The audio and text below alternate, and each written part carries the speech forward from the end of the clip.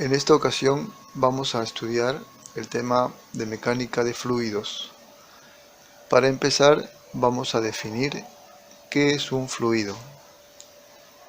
Un fluido se puede distinguir en dos formas.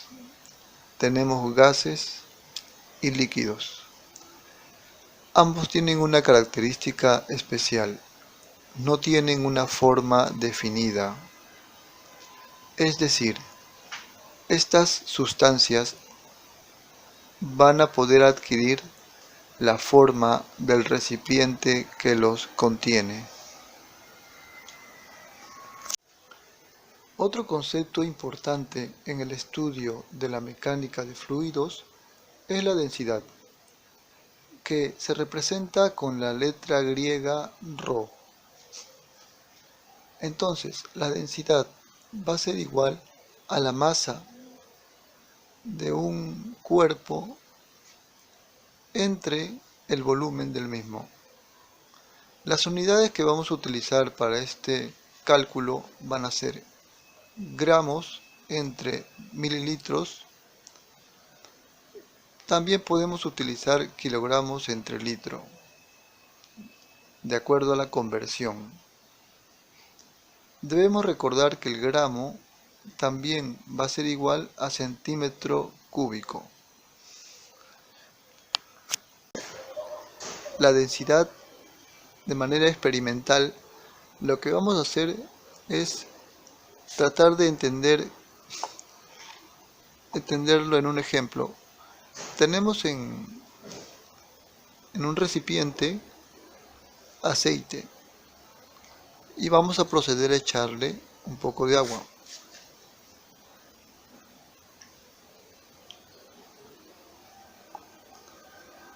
Vamos a observar que las dos fases, el agua y el aceite,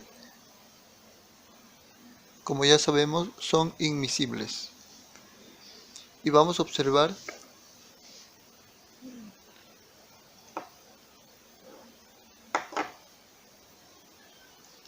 que el aceite va a optar por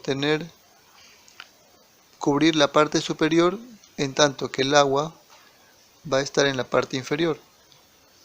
Esto se debe a que el aceite tiene una densidad menor a la del agua. Por ello, el agua, por efecto de la gravedad, va a estar en la parte inferior.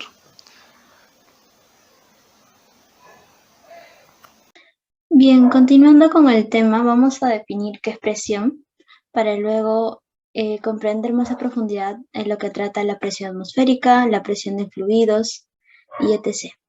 La presión viene a ser una cantidad física que mide la fuerza normal que actúa por unidad de área sobre una superficie. Es decir, presión es fuerza por área, unidad de área. Ahora, en el sistema internacional, la presión, la unidad de la presión es el pascal, donde un pascal viene a ser igual a 1 newton sobre metro cuadrado. Otras unidades de presión son la atmósfera, torricelli, centímetros de mercurio y milímetros de mercurio. Asimismo, es importante saber de que el medidor de presión más sencillo viene a ser el manómetro. Manómetro de tubo abierto, que como vemos es este. ¿Y en qué consiste? Consiste en un tubo de vidrio doblado en U que contiene un líquido apropiado, puede ser mercurio, agua, aceite, entre otros, y una de las ramas del tubo está abierta, con el depósito está abierta y la otra está conectada con el depósito que contiene el fluido cuya presión se quiere medir. Entonces, haciendo contacto con la columna líquida, los fluidos alcanzan una configuración de equilibrio. Y esto hace que se pueda deducir la presión absoluta del líquido, del gas que está en el depósito en este caso. Ahora pasamos a lo que es la presión de un fluido. Primero vamos a definir qué es un fluido y cuáles son algunas de sus características. Un fluido viene a ser una sustancia líquida o gas que se deforma de manera continua cuando actúa sobre ella un esfuerzo cortante de cualquier magnitud. Entonces, esto se da debido a que las fuerzas de cohesión intermolecular entre sus moléculas son muy débiles o no existen. Tal es el caso de los líquidos o gases, ¿no? También es importante saber que estos carecen de forma y necesitan recipientes para contenerlos. Un ejemplo de ello es el agua y el aceite. Ahora, ¿cuál es el efecto de las fuerzas sobre los fluidos? Hay un fenómeno, una propiedad que se llama compresibilidad, y a eso se le denomina cuando le aplicamos una fuerza a un fluido, aplicamos una fuerza sobre un fluido y este disminuye de volumen. Ese es el efecto que tiene la fuerza sobre los fluidos y es conocido como compresibilidad. Acá vemos dos ejemplos en donde se observa que el líquido y el gas están siendo comprimidos por una fuerza y en este caso hay que resaltar que el líquido tiende a ser menos comprensible que el gas. También vamos a ver lo que es la expresión en un fluido en reposo, para luego entender este gráfico. En sí, la presión en un fluido disminuye a medida que ascendemos dentro de él, pero la presión aumenta conforme nos profundizamos. Como se observa acá. Acá tenemos la presión 1, que es igual a la presión de la atmósfera porque estamos en la superficie. Pero a medida que descendemos, esta presión 2, por ejemplo, va a ser igual a la presión de la atmósfera más la densidad por la gravedad por esta altura. Quiere decir que esta presión 2 es mayor que la presión 1. Y aquí se observa de la misma manera el fluido 1, fluido 2, fluido 3. Sabemos que esta presión de acá, P1, la presión de abajo, va a ser igual a la presión de la atmósfera más la suma de todas estas presiones con sus respectivas alturas. Por lo tanto, se concluye que la presión va a depender de la profundidad. Presión atmosférica. La presión atmosférica es la presión que ejerce la atmósfera sobre nosotros. Esto es debido a la cantidad de aire que está por encima de nosotros. Observando esta gráfica, nos damos cuenta que a medida que la altitud se incremente, la presión atmosférica disminuye. También notamos que la presión a nivel del mar es una atmósfera. ¿Pero a qué se debe que la presión atmosférica disminuya? Pues esto es debido a que cuando nosotros nos encontramos en un punto muy alto, la cantidad de aire que está por encima de nosotros es menor. Por lo tanto, la masa de esa columna de aire va a ser mucho menor a la masa que si nos encontramos en un punto más bajo. Ahora hablaremos sobre la fuerza de empuje. La fuerza de empuje es una fuerza que ejerce un fluido, un líquido, a un cuerpo que esté sumergido dentro de este. Notamos que la fuerza de empuje es vertical y afecta al cuerpo. Por lo tanto, observemos que si el cuerpo está en equilibrio, la fuerza de empuje va a ser igual al peso del bloque. Por lo tanto, sabemos que el peso es igual a la masa por la aceleración de la gravedad.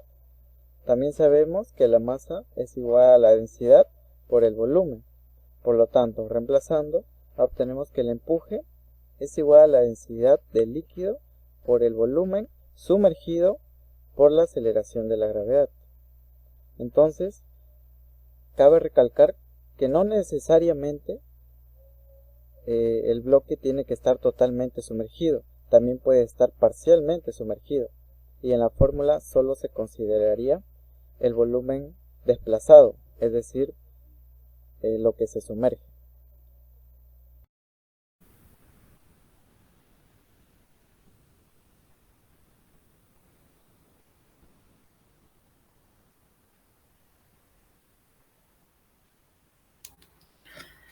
La flotabilidad de un objeto es la capacidad que tiene para sostenerse dentro de un fluido o líquido. Los casos son más fáciles de entender después de haber visto el principio de Arquímedes. La flotabilidad depende directamente de la fuerza-peso del objeto y la fuerza de empuje que recibe éste al introducirlo dentro del fluido. La fuerza de empuje es la fuerza-peso del líquido que desplaza este objeto. Podemos tener tres situaciones diferentes. Como primer caso, cuando la fuerza-peso que hace el objeto hacia abajo es mayor a la fuerza de empuje, La fuerza total en esta situación es hacia abajo. Por eso el objeto se hunde. El segundo caso, en cambio, si la fuerza peso del objeto es más pequeña que la fuerza de empuje, la fuerza neta o tal sería hacia arriba, por lo que el objeto se queda flotando en la superficie. Como tercer caso, cuando tenemos una fuerza peso igual a la fuerza de empuje, en este caso, como las dos fuerzas se contrarrestan, harían que el objeto se quede en equilibrio en el medio del fluido, sin moverse hacia arriba y hacia abajo, porque las dos fuerzas son iguales.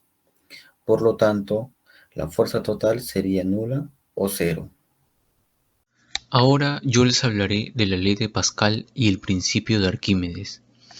Comencemos con la ley de Pascal, la cual fue formulada por el científico francés Blaise Pascal y se resume como: la presión aplicada a un fluido encerrado se transmite sin disminución a todas las partes del fluido y las paredes del recipiente que lo contiene. Dicho de una manera concisa y breve, la ley de Pascal es cuando la presión en todo el fluido es constante. Tal como vemos en la siguiente imagen, allí se puede observar que la presión es la misma en dos puntos cualesquiera situados en el mismo nivel en el fluido. En este caso, tenemos como referencia las líneas punteadas de la parte superior e inferior, además de que la forma del recipiente no tiene relevancia. Un experimento importante a mencionar es el de la jeringa de Pascal. Este le permitió verificar cómo se manifiesta la presión de un líquido dentro de un recipiente, como podemos observar en la siguiente imagen. Al ejercer presión en el émbolo de una botella, esta, al tener unos tapones, saldrán expulsados por la fuerza de la presión ejercida del líquido. Así, Pascal concluyó que la presión que se ejerce sobre un líquido dentro de un recipiente se transmite con la misma intensidad en todas las direcciones. En la vida cotidiana existen muchos ejemplos que se basan en la ley de Pascal. Tenemos el elevador hidráulico, la gata hidráulica, la silla de los dentistas, etc. Finalmente, les comentaré sobre el principio de Arquímedes. Como sabemos, el agua y los demás fluidos ejercen una fuerza hacia arriba sobre todo cuerpo sumergido dentro de un fluido, denominada fuerza de flotación o fuerza de empuje. Esta fuerza es la que hace que un objeto parezca más ligero, llamándosela a este fenómeno flotación. El fenómeno de flotación consiste en la pérdida aparente de peso de los objetos sumergidos en un líquido. Esto se debe a que cuando un objeto se encuentra sumergido dentro de un líquido, estos ejercen presión sobre todas las paredes del recipiente que los contiene, así como sobre todo cuerpo sumergido dentro del líquido. Pero no sucede para las fuerzas que actúan sobre la parte superior e inferior del cuerpo. Estas dos fuerzas son opuestas. Como la presión aumenta con la profundidad, las fuerzas ejercidas en la parte inferior del objeto son mayores que las de la parte superior. Por lo tanto, la resultante de estas dos fuerzas deberá estar dirigida hacia arriba. Esta resultante es la que conocemos como fuerza de flotación o de empuje, que actúa sobre el cuerpo tratando de impedir que el objeto se hunda en el líquido. Este empuje que reciben los cuerpos al ser introducidos en un líquido fue estudiado por el griego Arquímedes, el cual establece su principio que dice: si un cuerpo está parcial o totalmente sumergido en un fluido, éste ejerce una fuerza hacia arriba sobre el cuerpo igual al peso del fluido desplazado por el cuerpo.